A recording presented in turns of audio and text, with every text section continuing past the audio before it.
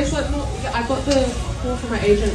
They said, "Nay, we've got this audition for this Whitney Houston biopic," and I was like, "Oh, cool! Like, who would they want me to read?"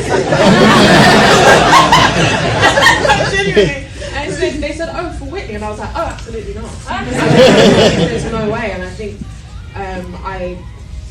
the work I've done before this has been very kind of quite abstract and quite TV based too, and usually in a supporting role. So like, it was just so out of my comfort zone.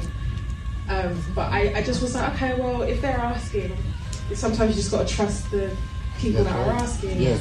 And I was like, okay, well, I'll throw my hat into the ring. And I just kept on sending self-texts and kept on coming back. And I was like, okay, thanks.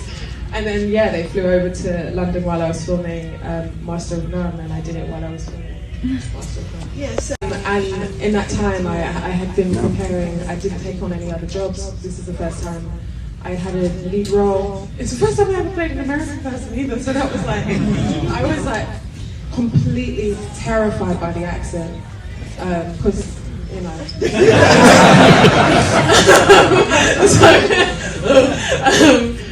But yeah, and by the time I had met you, I was kind of really deep in the Whitney world. You know, I was doing a lot of movement coaching. I was doing, a lot of accent, like listening to what she's saying, how to find what she means, like from interviews and stuff like that you see, like you can't really know the person, so it's like trying to find the nuggets of truth in who she is through what we have. Like the room knows. Yes. You know, acting can be intuitive, it can be technical, and there's an aspect of it, but it can also be very elusive, right?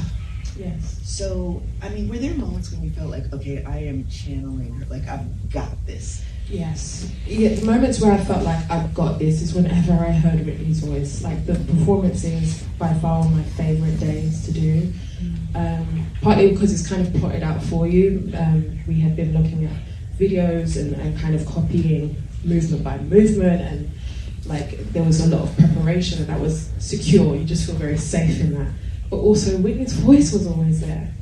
And like that part was like, I feel like there's two people playing this role, because Whitney is so present in this film that actually when I could hear her voice, and do you remember, because I can't stand singing in public. Do you remember? Oh, do I? Listen, the amount of times I'd be crying on set